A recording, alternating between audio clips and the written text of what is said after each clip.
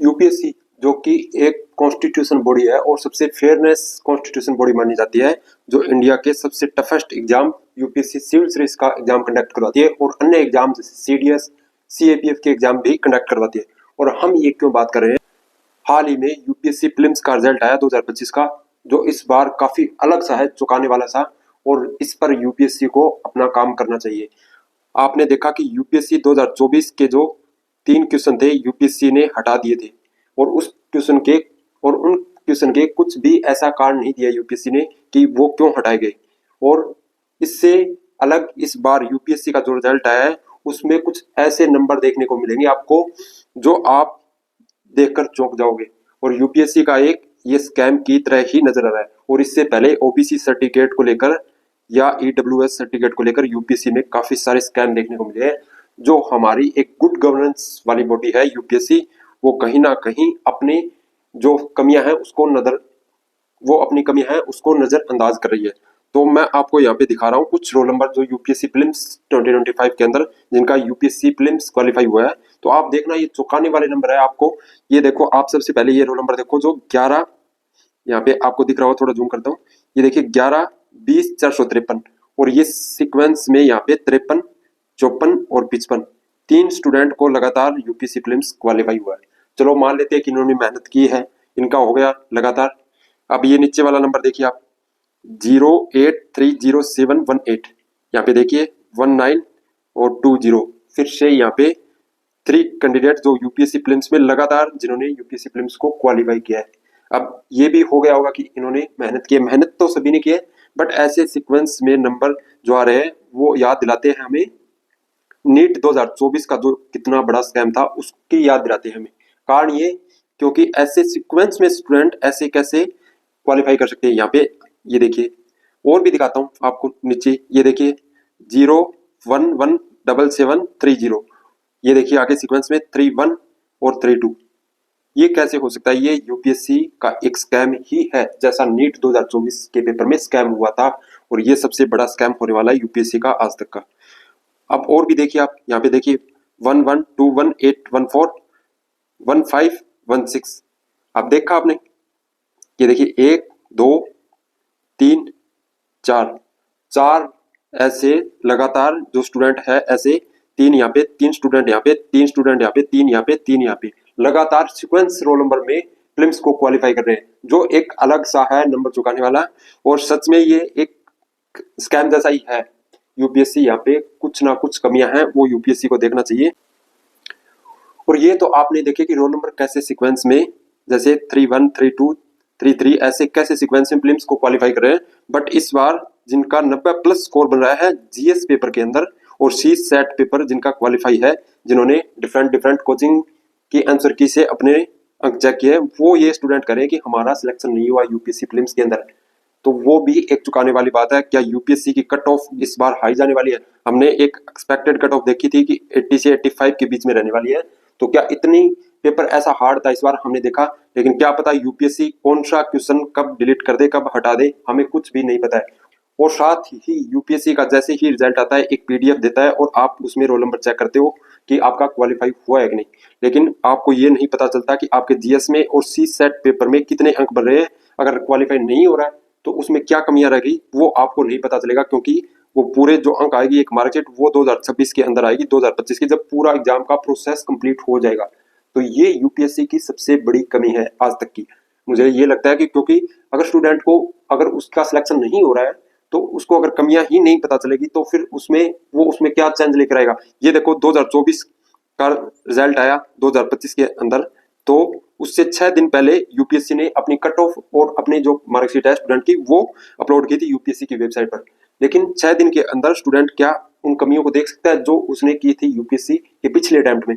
क्या वो देख सकता है उसने जीएस में कहा कि, या जिनका मेंस एग्जाम के अंदर क्वालिफाई नहीं हुआ, जिनका मेंस क्वालिफाई नहीं हुआ, तो वो क्या अपनी कमियों को देख सकते हैं? ऐसे नहीं देख सकते, क्योंकि अगर 6 दिन पहले आंसर की आ रही है तो वो क्या ही चेक करेंगे वहां पे और क्या ही कट ऑफ को वो एनालाइज करेंगे वहां पे। और मैं ये कह रहा हूँ कि इस बार जो यूपीएससी सच में एक फेयरनेस बॉडी थी, एग्जाम करवा रही थी, लेकिन कुछ कमियां थी। जैसे मैंने बताया कि वो एक तो अंक जो पूरा एग्जाम का प्रोसेस कंप्लीट होता है तब देती है, और दूसरा कुछ ईडब्ल्यूएस के या जैसे ओबीसी के सर्टिफिकेट के स्कैम आए थे, पूजा खेड़कर मामला याद ने, तो उनमें कुछ यूपीएससी ने चेंज किया कि आपके जो ओटीआर रजिस्ट्रेशन है डॉक्यूमेंट, उसमें कुछ बदलाव किया। चलो वहां तक ठीक है कि यूपीएससी ने ध्यान तो दिया कुछ ना कुछ यहाँ पे, लेकिन जो इस बार सबसे बड़ा तो ये कि जो सीक्वेंस में रोल नंबर स्टूडेंट जो क्वालिफाई कर रहे हैं, ऐसे एक नहीं चार अलग अलग चार ऐसे सीक्वेंस में क्वालिफाई कर रहे हैं यूपीएससी प्रीलिम्स को। तो आपने नीट 2024 वाला कितना बड़ा स्कैम देखा होगा, जिन स्टूडेंट लगभग 720 में से 720 आ रहे थे, वो आपने स्कैम देखा होगा। तो वैसा ही यूपीएससी के अंदर हो रहा है। लेकिन आपको मैं यहाँ पे बताता हूँ कि ऐसी काफी सारी वीडियो यहाँ पे यूट्यूब पे अपने देखने को मिलेगी अब। तो आपको ठीक है, आपको ये वीडियो शेयर करनी है ज्यादा से ज्यादा, ताकि यूपीएससी तक कहीं ना कहीं, क्योंकि काफी सारे कोचिंग सेंटर वाले भी सवाल उठा रहे हैं और अन्य भी बड़े बड़े टीचर्स हैं वो भी सवाल उठा रहे हैं, ताकि यूपीएससी की आंखें खुले। जो यूपीएससी ने अपनी आंखें बंद कर रखी है इस मामले, क्योंकि स्टूडेंट यूपीएससी के लिए इतनी मेहनत करते हैं, जिनका सेकंड अटेम्प्ट था, थर्ड अटेम्प्ट था या फर्स्ट अटेम्प्ट था, इतनी मेहनत लगती है यूपीएससी के अंदर, और उनको बाद में ये चुकाने वाले ऐसे अंक मिले तो वो टूट जाते हैं, वो मेहनत करना छोड़ देते हैं कहीं ना कहीं। तो ये स्कैम जैसा ही कहूंगा मैं यहाँ पे। अगर यूपीएससी फेयरनेस एजेंसी है तो यहाँ पे यूपीएससी को रिजल्ट को रिन्यू करना चाहिए अच्छे से फिर से, और यूपीएससी को बताना चाहिए स्टूडेंट को कि जो भी क्वेश्चन वो हटा रही है उसका कारण देना चाहिए। दूसरा, यूपीएससी को ये भी करना चाहिए कि अगर रिजल्ट आ गया, पीडीएफ दे रहा है साथ में, तो उनके अंक भी यूपीएससी को यहाँ पे बताने चाहिए कि कितने अंक बन रहे हैं स्टूडेंट के। उसका अगर पता ही नहीं चलेगा कि कितने अंक बन रहे हैं, तो उसको फिर क्या ही उसका रिव्यू रहेगा एग्जाम का। तो ये एक यूपीएससी के अंदर कुछ कमियां हैं, और इस बार का रिजल्ट तो सबसे बड़ी कमी है जो देखने को मिल रही है, क्योंकि पेपर इतना लेंथी था और हार्ड था। तो इतना कट ऑफ जो 90 वाले स्टूडेंट करें, चलो मान लेते हैं कि 5-4 नंबर ऊपर नीचे हो सकते हैं आंसर की, क्या पता यूपीएससी थोड़ा सा अपना आंसर चेंज कर दे तो वहां पे आंसर 5-4 नंबर ऊपर नीचे हो सके, लेकिन इतना फर्क नहीं हो सकता कि हमने एक हर कोचिंग सेंटर या कोई टीचर ने सबने यही एक्सपेक्टेड किया था कि 82-85 के बीच में रहने वाली है, लेकिन 90 प्लस वाले 100 प्लस वाले भी ये कह रहे हैं कि हमारा सिलेक्शन नहीं हो। या तो वो स्टूडेंट झूठ बोल रहे हैं या फिर उनका सिलेक्शन सच में नहीं हुआ है। तो ये एक रियलिटी है यूपीएससी की, जहाँ पे यूपीएससी को अपना ध्यान देना चाहिए, क्योंकि स्टूडेंट मेहनत करते हैं रात दिन।